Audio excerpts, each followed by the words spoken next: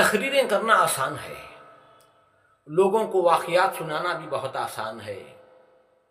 1 گھنٹہ، 1.25 گھنٹہ لوگوں کے سامنے کسی نبی کا ایک تذکرہ کر دیا، کسی صحابی کا واقعہ سنا دیا، گزرے ہوئے انبیاء میں سے کسی نبی کا واقعہ سنایا، 1 گھنٹہ، 1.25 گھنٹہ تو ایسے ہی ٹائم پاس ہو جائے گا۔ اگر مشکل مسئلہ یہ ہے کہ جو لوگ سامنے آ کر بیٹھے ہوئے ہیں، ہمارے سامنے جو لوگ موجود ہیں،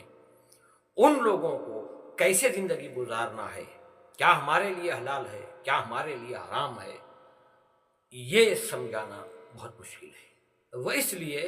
کیونکہ بہت سارے لوگ سامنے جو مجمع میں بیٹھے ہوئے رہتے ہیں، مجھے معلوم ہے کہ تھوڑی غلطیاں ان کے اندر ہیں، تھوڑے غلط کام ان کے اندر ہیں، مگر کیا کروں،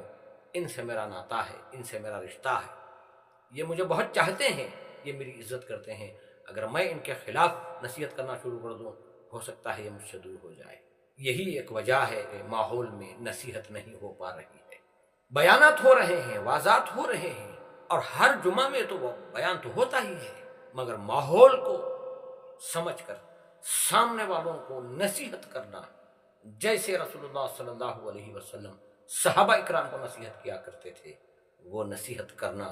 آج مشکل بن چکا ہے۔ لوگوں کا اعتبار اللہ کی ذات سے،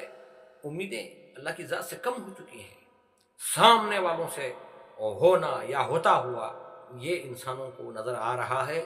یہ سمجھتے ہیں کہ اگر ہم ان کے خلاف کوئی حدیث سنا دیں یا قرآن کی آیت لا کر رکھ دیں، ان کے خلاف اگر بات کریں، ہو سکتا ہے ہمارے تعلقات کٹ ہو جائیں۔ اس ڈر نے لوگوں کو نصیحت کرنے سے باز رکھا ہے، نصیحتیں نہیں ہو پا رہی ہیں۔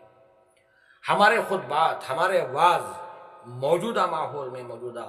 لوگوں کے لیے نصیحت نہیں بن پا رہی ہے۔ یاد رکھو میرے بھائیوں، اللہ کا پیغام اللہ کے بندوں تک پہنچانا اور اللہ کے بندوں کو اہدنا الصراط المستقیم کے راستے پر لے جانے کی کوشش کرنا، یہی کام تھا انبیاء علیہ السلام کا، اور وہ کام نبی پاک صلی اللہ علیہ وسلم کے بعد امت کے حوالے ہوا ہے۔ العلماء ورثۃ الانبیاء،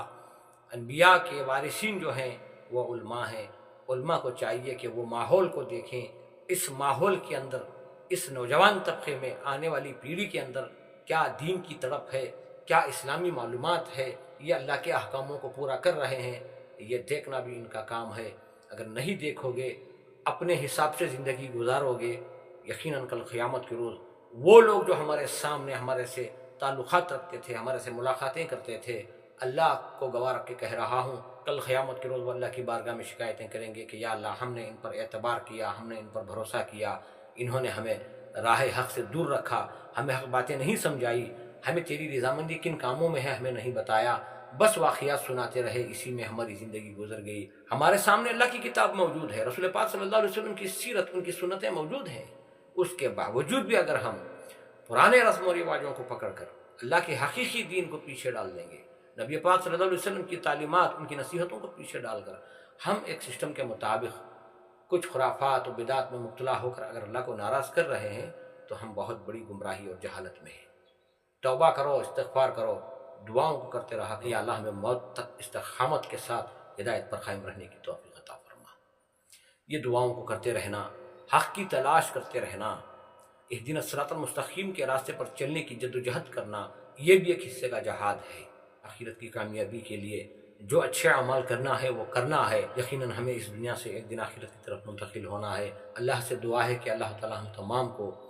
اہدنا الصراط المستقیم کے راستے پر چلنے کی توفیق عطا فرمائے، اور راستہ ان لوگوں کا جن پر اللہ کی رضامندی ہوئی، اللہ جن سے راضی ہوا، اور غیر المغضوب علیہم ولا الضالین، اے اللہ ہمیں ایسے لوگوں کے راستے پر نہ چلا جو گمراہ ہو گئے، جنہوں نے اپنی جانوں پر ظلم کر کے اپنی آخرت کو تباہ و تاراج کے لیے، ایسے لوگوں کے راستے سے ہماری